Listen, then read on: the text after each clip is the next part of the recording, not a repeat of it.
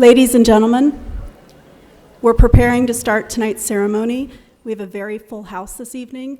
If there are any seats empty in your aisles, if you could please scoot toward the center to create spaces for the families that are still waiting to get in, we would appreciate it. Thank you.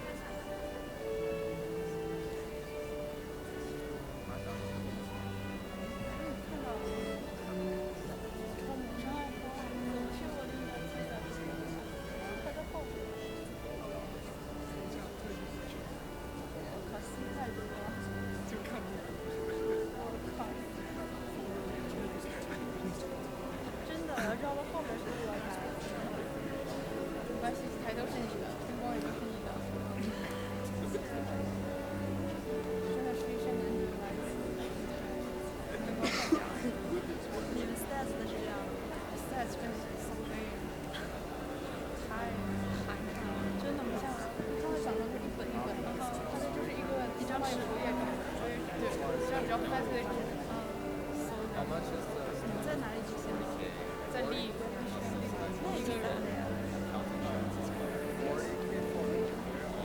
plus I got some extra. First year I get 46 now. And every other year I get 3,000.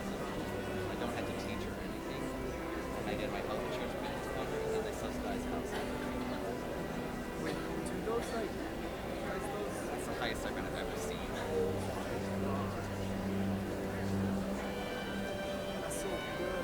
I was talking to some graduates and they said, yeah, we save money like this long trips.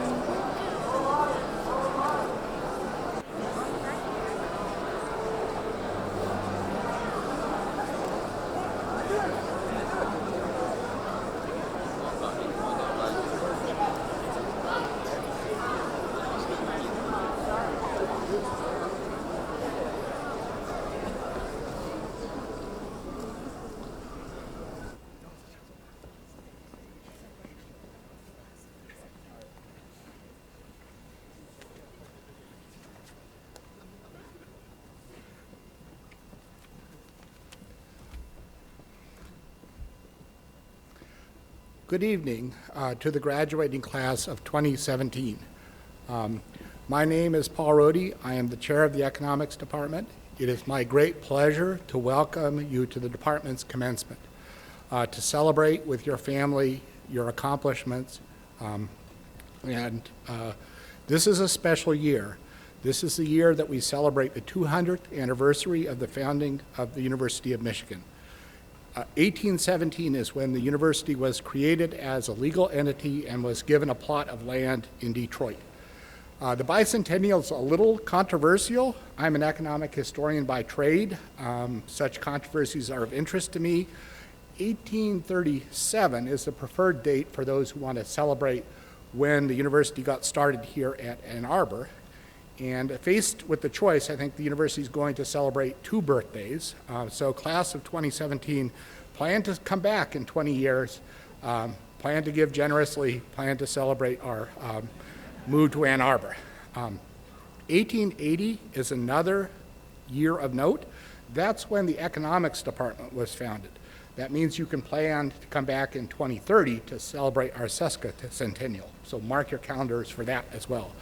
Now, In the first 100 years, the economics department graduated 8,000 students. That averages about 80 per year. We've obviously gotten much bigger, and we're graduating now 500 students. So you're joining basically a population of 25,000 economics alumni. You will see them everywhere. Be proud to join their family. It is my honor to introduce the faculty who are here on stage. So this is Ed Chow, Chris Sproul, Alan Deerdorf. You can hold your applause for the end. Linda Tizar, Adam Stevenson, Stan Cito, Rod Caldwell, and Mitchell Dudley. And finally, it's my great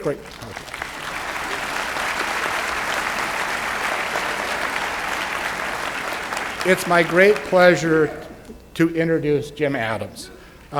He is the Shorey Peterson Professor of Industrial Organization.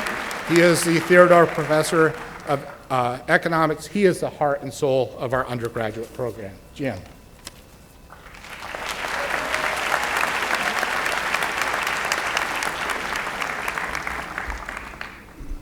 Good evening, and a very special good evening to the economics class of 2017.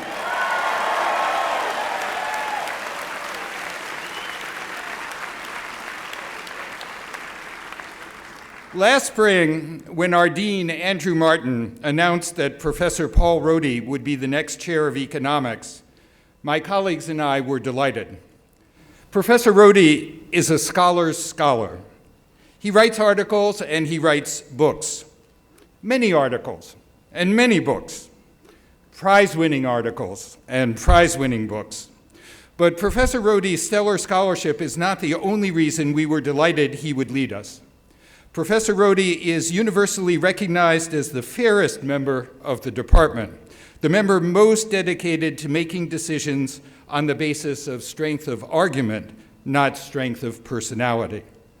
As Director of Undergraduate Studies, I'm very fortunate indeed to be working with him. Thank you, Professor Rohde, for everything you have done in one short year to enhance the quality of Michigan economics.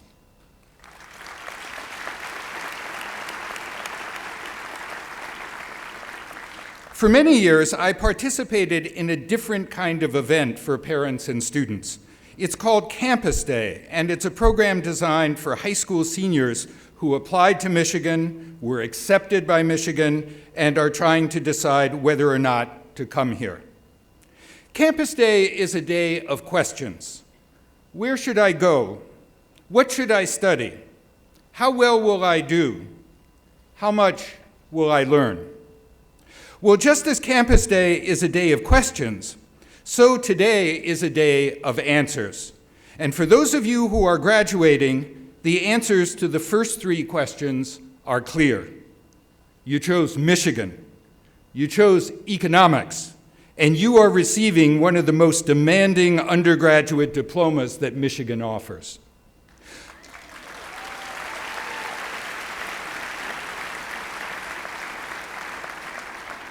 But what about the answer to that last question, the most important question, the question about intellectual growth and development? Only you can answer that question definitively, but I myself can say this. This semester, I taught a large lecture course for freshmen and sophomores in the LSA Honors Program. The title of the course was Capitalisms, and my goal was to explore the many forms that capitalism has taken over the centuries and across the globe. It was a wonderful experience for me, an opportunity to examine everything from the merchant capitalism of Renaissance Italy to the industrial capitalism of 18th century England and New England to the global capitalism of today. What made that experience so exciting for me was not just the subject, but also the students. The students were terrific, extremely intelligent, extremely eager to participate in class discussions, and extremely quick to learn. I also taught this semester a course on the European economy since World War II. This course was designed for seniors majoring in economics. These students were also terrific, intelligent, eager, and quick to learn. And yet, these students were different from the students in capitalisms. Most of the European economy students had already spent 3 years at Michigan studying lots of economics, and it showed.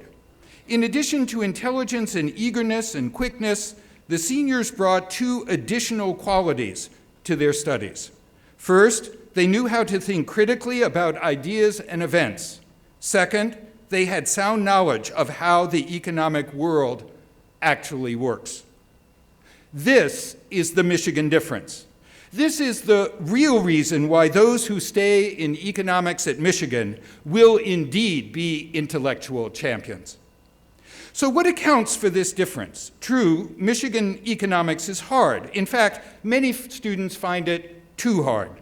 But hard is not the same thing as mind building. So I myself attribute the intellectual value of a Michigan degree in economics to 3 factors. First, it is partly attributable to the faculty. Michigan is an elite department of economics. Since 1880, when the department was created, 4 members of the faculty have been elected presidents of the American Economic Association, the professional organization to which most professional economists belong. In Washington, 3 Michigan economists have been members of the President's Council of Economic Advisors, and 1 has been a governor of the Federal Reserve System. When I was an undergraduate studying economics, far away from Ann Arbor, my reading lists were full of books and articles written by members of the Michigan faculty.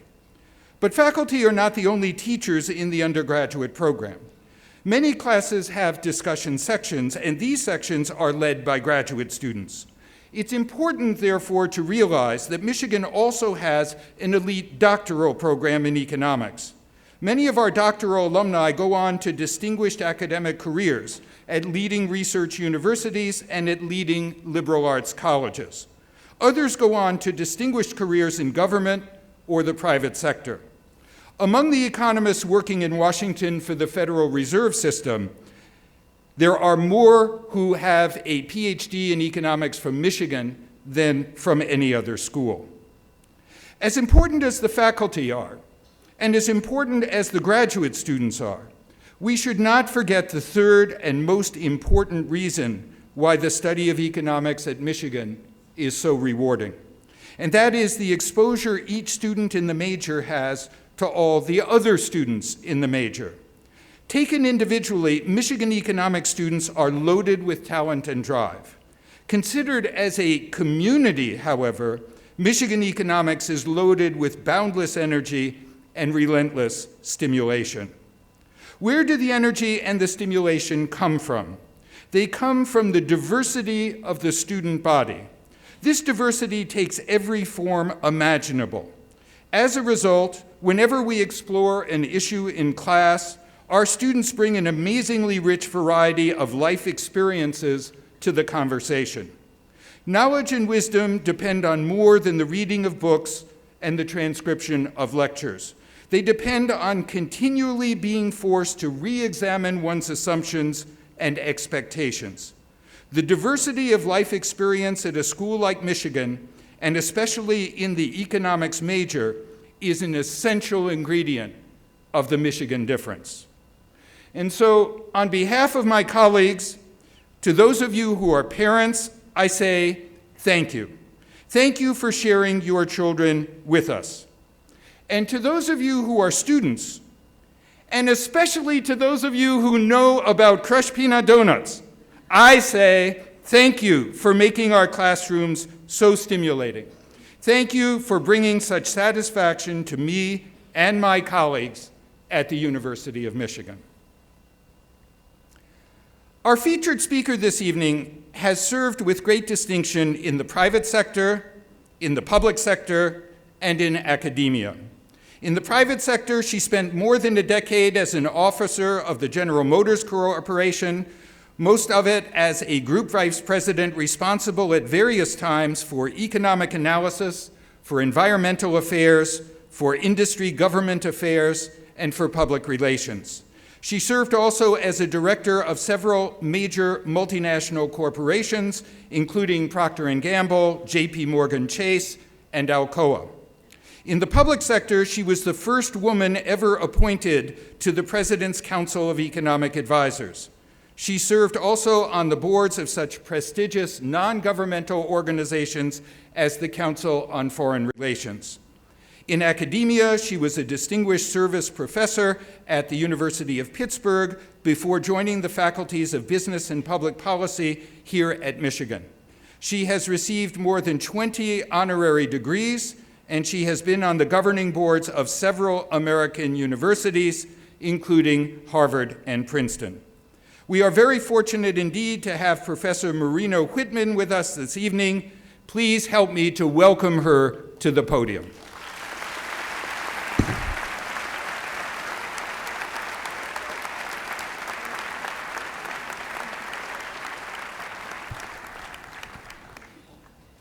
Thank you, Jim. After an introduction like that, I feel I should stand up, smile, and then sit down to avoid having listeners think, as I talk, that they've been victims of a bait-and-switch scheme. Actually, though, I'm really pleased that I've been invited to address this particular subset of the large set of April 2017 Michigan graduations. That's because, as people who have been steeped in the economist's way of thinking, I can talk to you about a significant issue of public policy, rather than just recounting some version of the more usual and more general, go forth and do well by doing good, or do good by doing well. What I will spend a few minutes talking about is the decline of public goods, both in the United States and internationally, and why we should be concerned about it.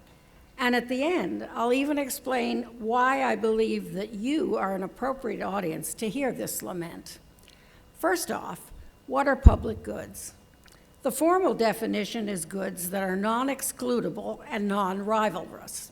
In plain English, that means that everyone can take advantage of them, and that one person's consumption of them doesn't reduce their availability to others. Many of these goods are provided by government and funded with our tax dollars, such as the highways that crisscross the country, the 84 million acres of national parks, and the roughly 100,000 public schools that give children access to education. Others come from nature, like mountains, lakes, and rivers, which also depend on a reliable government and meaningful regulations to preserve and protect them. While the collective value of these public goods is incalculable, the economic impact of schools, clean air, and vast highways has been significant.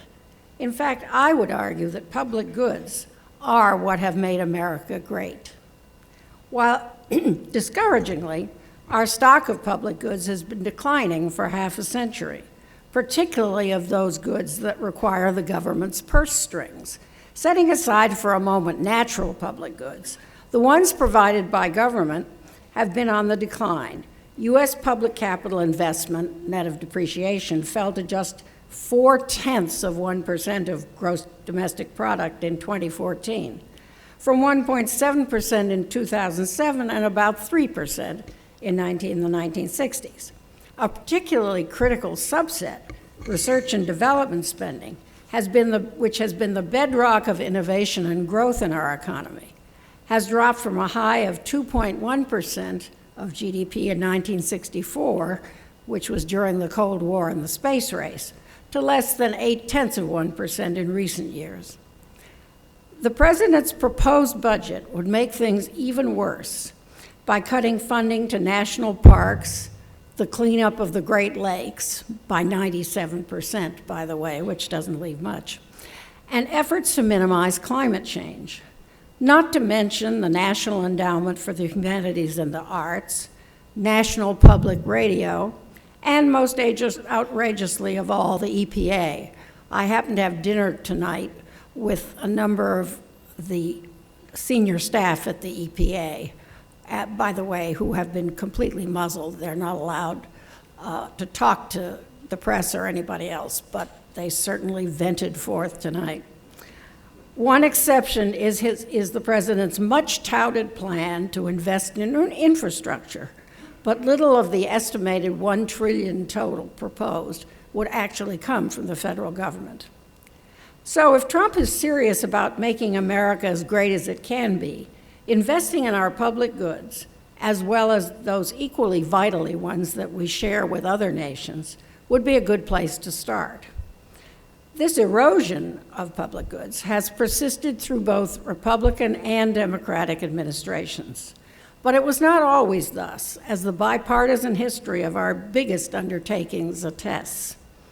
The transcontinental railroads, though privately built in the mid-1800s, were heavily subsidized by generous grants of federal land under several presidents, and were vital to 19th century economic growth. As one illustration, before the railroads, it took almost 6 months and $1,000 US to travel from New York to California. Afterwards, it cost just a week and $150. And today, of course, the time spent has gone way down, although not necessarily the cost. Similar gains came after 20th century presidents invested heavily in public works. Woodrow Wilson, a Democrat, established the National Park Service in 1916, a few years after Republican Theodore Roosevelt had greatly expanded the number of such parks. U.S. parks are now responsible for more than $200 billion a year in economic activity. Franklin Delano Roosevelt, the quintessential Democrat, built schools, post offices, libraries, and many other public buildings in the 1930s. And Republican Dwight Eisenhower created the interstate highway system that bears his name. And that was the biggest public works project in history. An estimate in 1996 put its total economic benefit at well over $2 trillion, about 6 times the original cost. One bright spot for public goods has been those shared across national borders, which have proliferated since World War II. The U.S. took the lead in establishing some of the key international institutions, like the United Nations, the World Bank, and the International Monetary Fund, that provide public goods to the world. Healthy oceans, a stable climate, and cross-border money transfers all require international coordination for their protection. Probably the most critical public good is peace.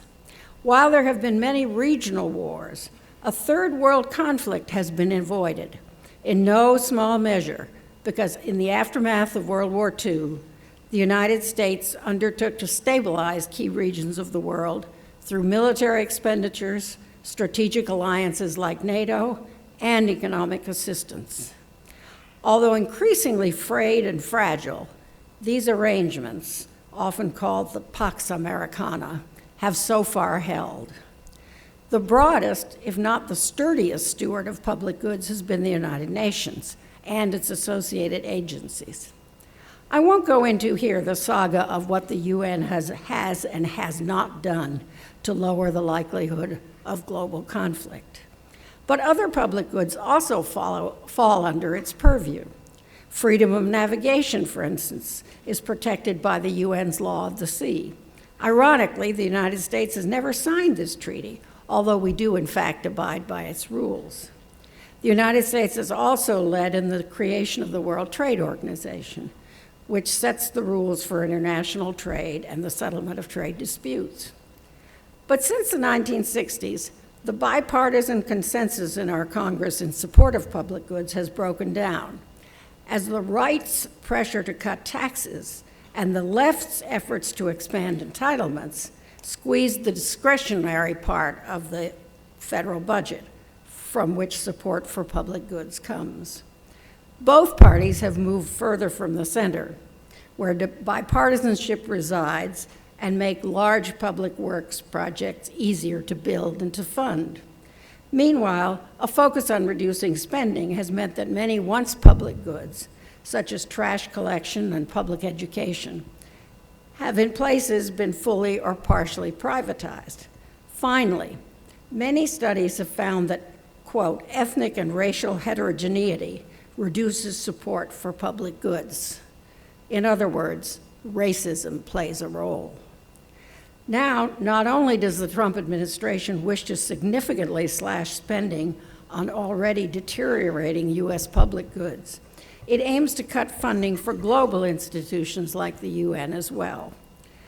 And the strategic alliances the United States has entered into and the new institutions it has nurtured to protect and promote international public goods are under threat.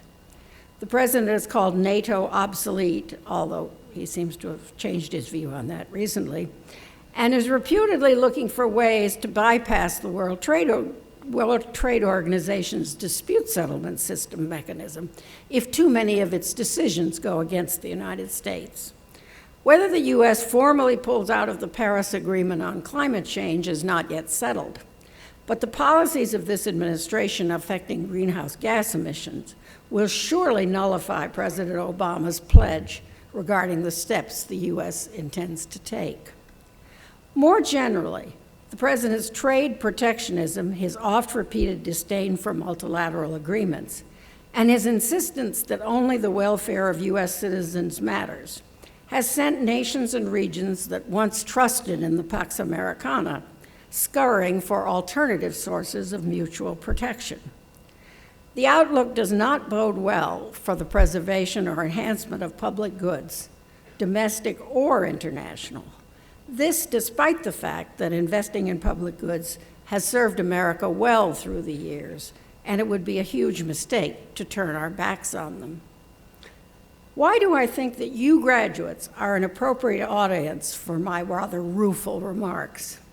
Most of you will not become professional economists, but I dare say that whatever professions you choose, many of you will be in a position to have a measurable effect on public policy. And your training in economics has given you both a rigorous methodology for analyzing problems and a focus on a variety of significant real-world issues, as Jim Adams has already mentioned.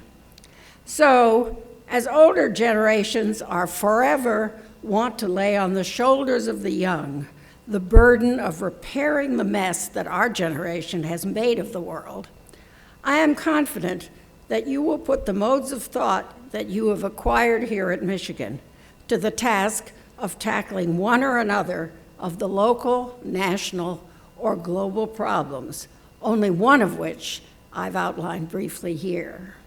So Godspeed to every one of you and to your families who have provided the support in various forms to get you through the past 4 years. Thank you.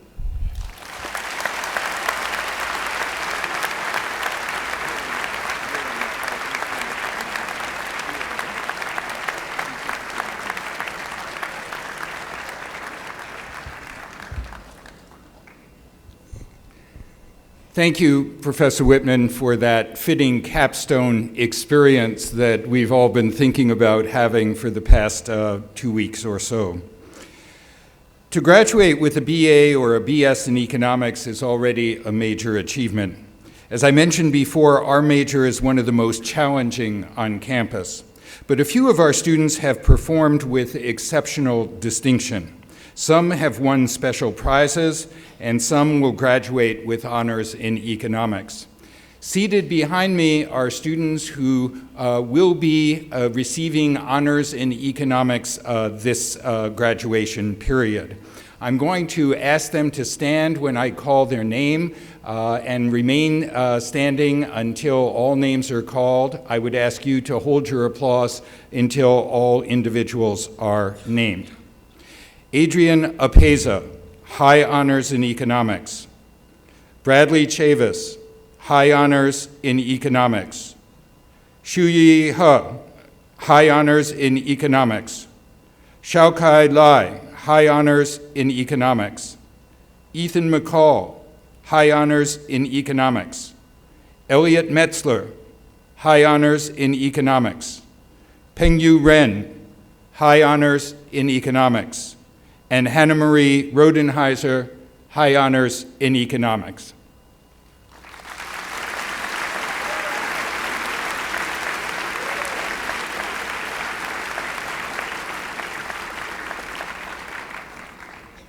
Before we begin the next part of our program, I want to recognize the efforts and achievements of our faculty advisors. Each student has an advisor, and most students rely on their advisors for precious advice about how best to navigate the field of economics and how best to navigate our department. Speaking from a faculty perspective, I know that we could never maintain the quality of our undergraduate program without the dedicated and intelligent work of our advisors. I will ask each one of them to stand and remain standing. Please hold your applause until I identify all 6 of them. Ron Caldwell, Ed Cho, Mitchell Dudley, Chris Prue, Stan Cito, Adam Stevenson.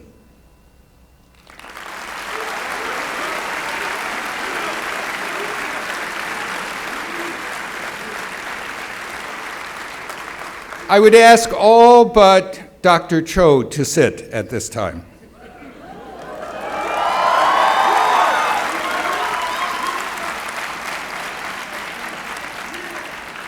Every year, the students of the University of Michigan select the person they consider to be the best teacher at the university. Approximately 4,000 members of the faculty are eligible. This year, the students selected an economist, someone who teaches both introductory and more advanced courses in the undergraduate curriculum. Please join me in congratulating this year's winner of the Golden Apple Award, the only university-wide award for teaching that is decided by the students. Please join me in congratulating Dr. Edward Cho.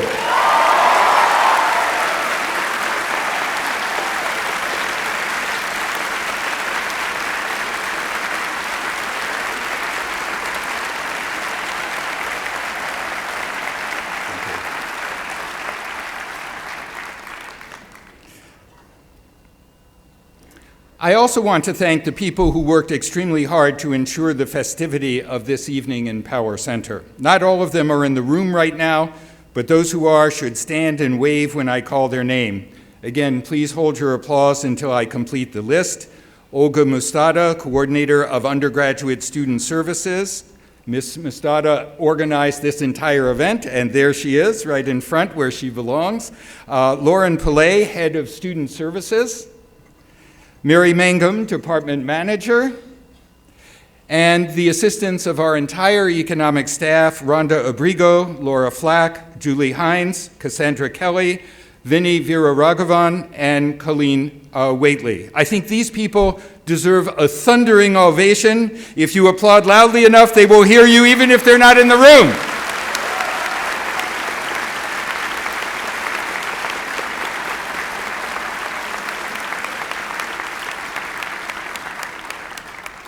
And now, the moment we've all been waiting for. This is the time when we are going to present degrees, in quotation marks, to the candidates. Each student will be announced and receive a certificate on stage. Many students are involved in this portion of the ceremony, and so we'll try to proceed with all deliberate speed. If you wish to take pictures, there will be opportunities in the lobby after the ceremony. I now call on my colleagues Ed Cho, Mitchell Dudley, and Chris Prue to man their positions. Okay. And we will start with the recipients of honors in economics.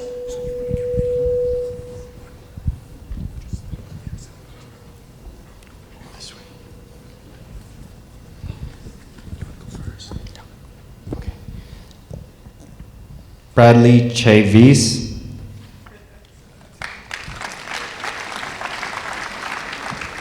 Hannah Rodenhisser, Sherry He, Dongming Yu, Yuan Chen, Vincent Chen, Pengyu Ren,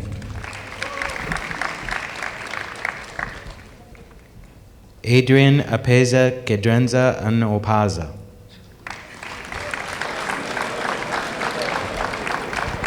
Yu Yo Wu.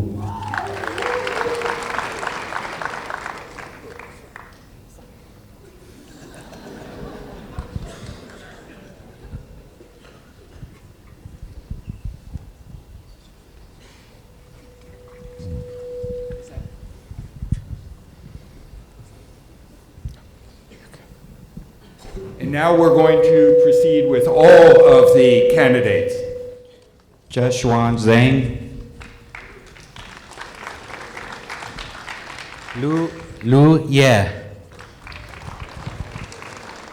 Sahil Misra. Shiyuan In. Joseph Wei. Brandon Gomez. Caitlin Short. Anthony Gomez. William David Haddad. Evan De Silva. Ilhana Redzovic. Girija Nair. Alicia Naz Shakil Ahmad.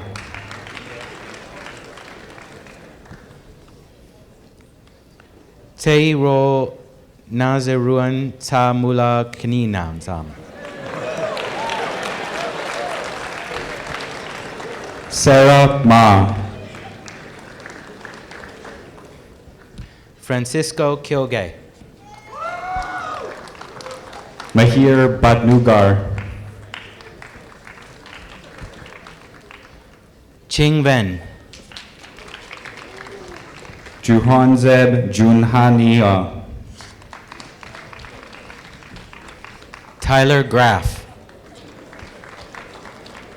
Zachary Taylor.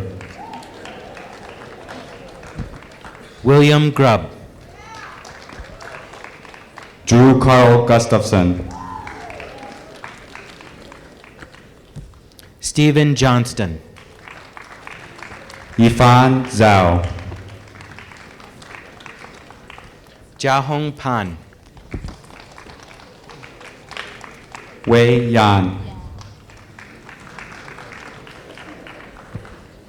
Andrew Quato. Daniel Bierman. Catherine Hammett. Haley Rosenfeld. Ishan Saraswat. Gregory Popper. Austin Mead. Lamont Liner. Grace Filler. Annie Chen. Annie Xu. Kong Tran. Emily Butte. Danielle Chen. G. Judson Hughes III. Benjamin Braden. Ethan McCall. Kathleen Wallace. Andy Bello. Matthew Yasso. Spencer Pop. August Klatt.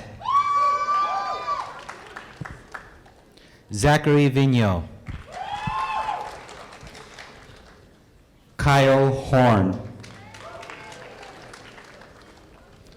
Matt Tesgeden. Samuel Iden. Eric Shugan. Emma Silverman. Gabriel Grand. Sarah Uhlenbecker.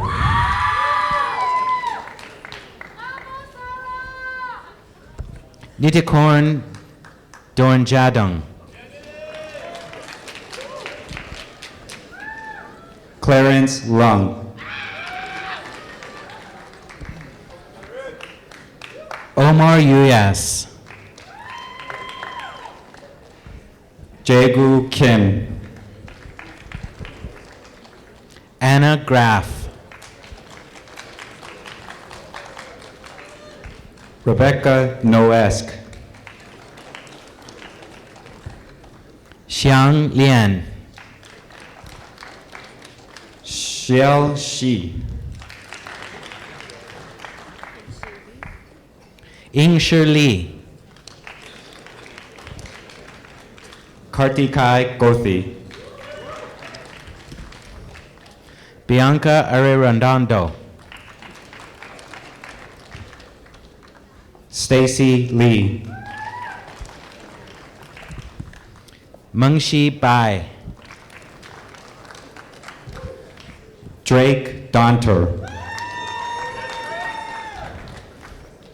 Christopher Naubert. Stephen O'Neill. Rodrigo Ray.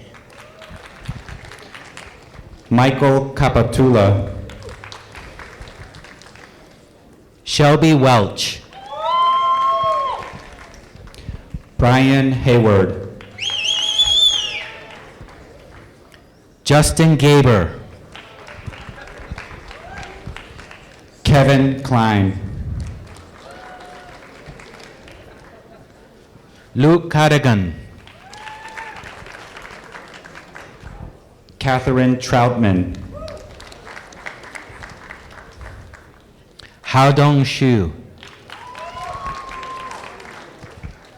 Mingshu Zong. Mary Khalid Mika. Tamer Abu Halawa. Sarah Biello. William Garrett Klumpar. Deepti Ori. Rahul Babna. Ashwarya Singh. Trent Jones. Zachary Jason Peach. Nicholas John. Xiaomiao Lin. Michelle Hambali. Julian Smith. Zachary Bear.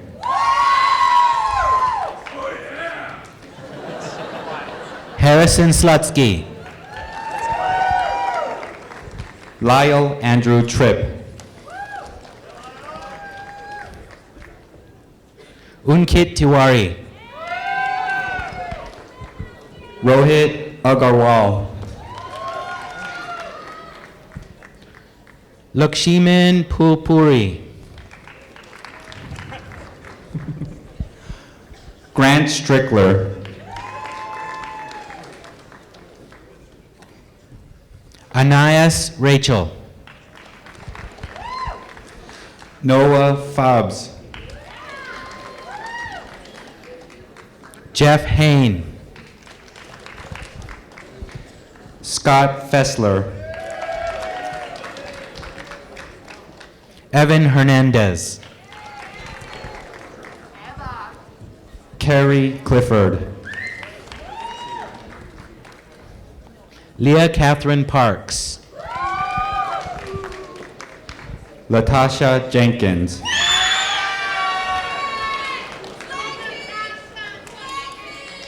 Sindhu Devineni. Alexander Roman Kendig.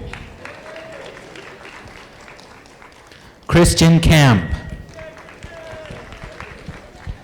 David Kriskowski. John Matthew West. Matt Ordover.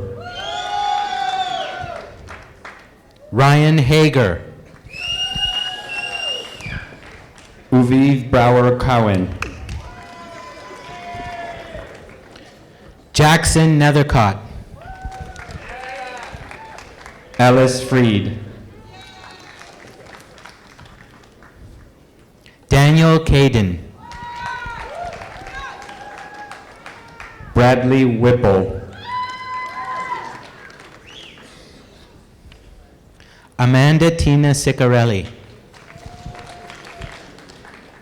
Andrew Pionkutsky. Joshua Crown. Chuck Kong Jeffrey Leung. Robert Christie. Sean LeBlanc. Benjamin Scher. Harrison Witzke. Yoo Jong Kim. Yoon Jung Kim. Mingyang Liu. Ching Lai Zhang. Dongzi Li. Chen Zhang. Meng Xiang. Jason Lees. Jasnor Singh. Chance Mingus. Kemia Sohail. Jacob Armas. David Shin. Allison Courts.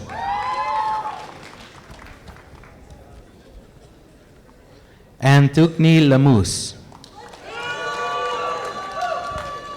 Adam Jansen. Shi Yang. Tian Wang.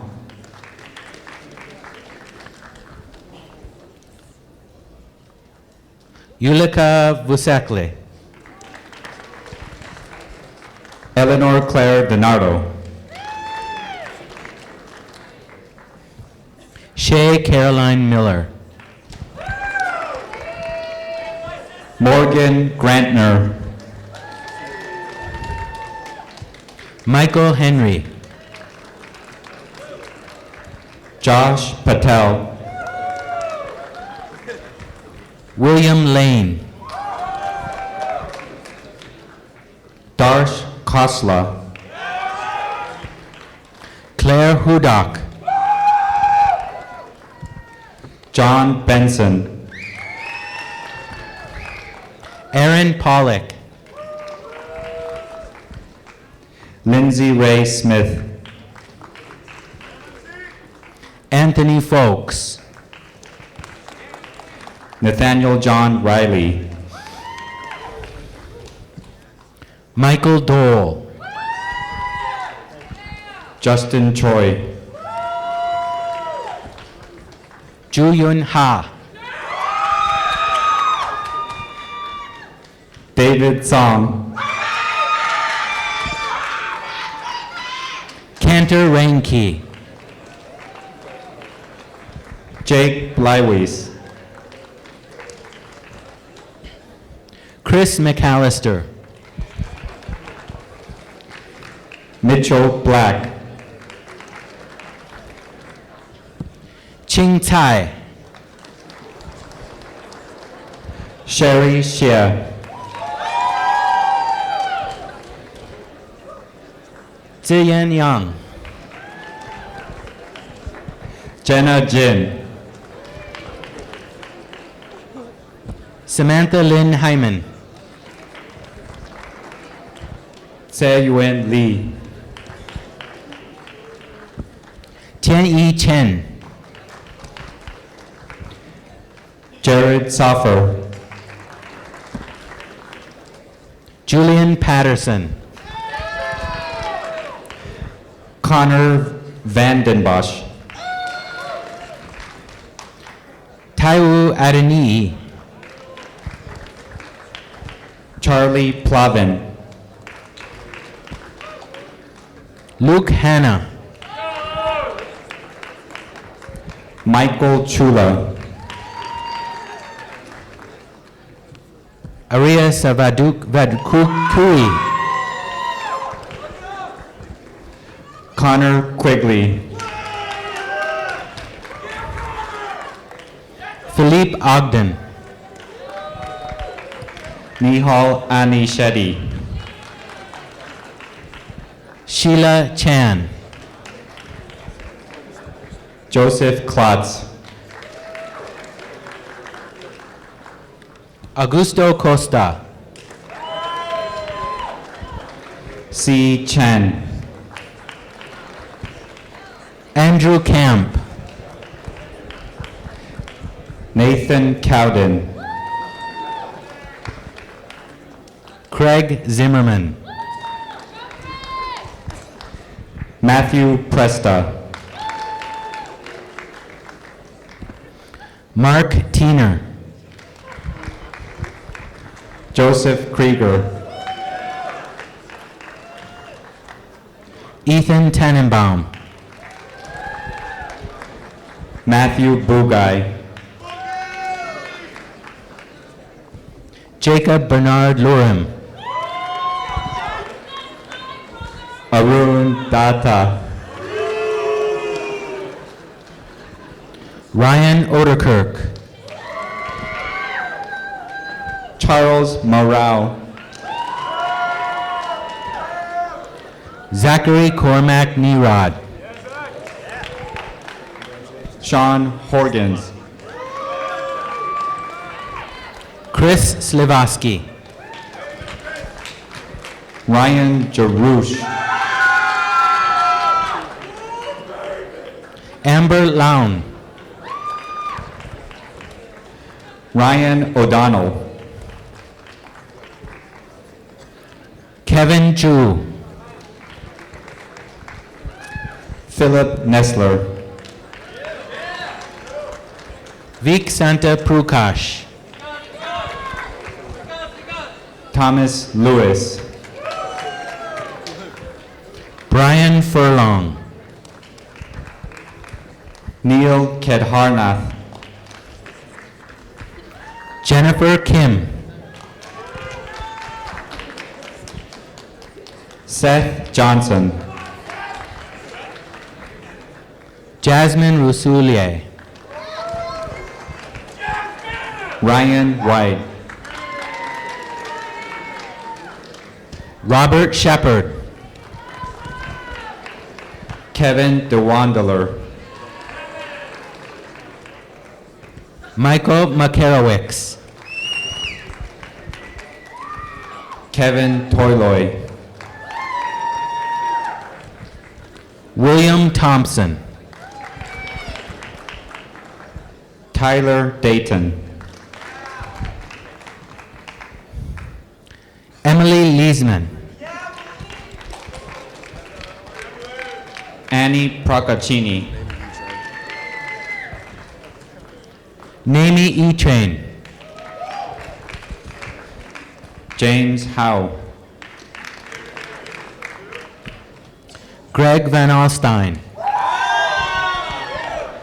Stephen Berg, Jeremy Glad, Ryan Van Degens, David Dew,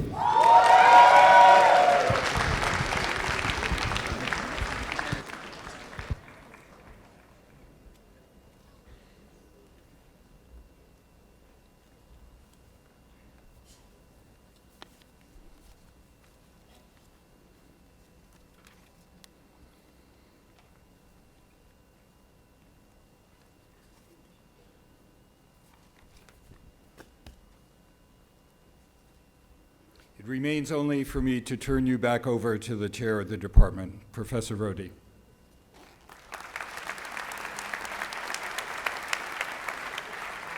Well, thank you for this wonderful evening. It's my pleasure to call it to a close. We are going to ask that you recess in the following order to the lobby, where we'll have an opportunity for taking pictures and having conversations and so on. So the faculty will leave the stage first, then the honors students who are on the stage, and then we'll ask the rest of you to depart and join us in the lobby. Thank you so much for this wonderful evening.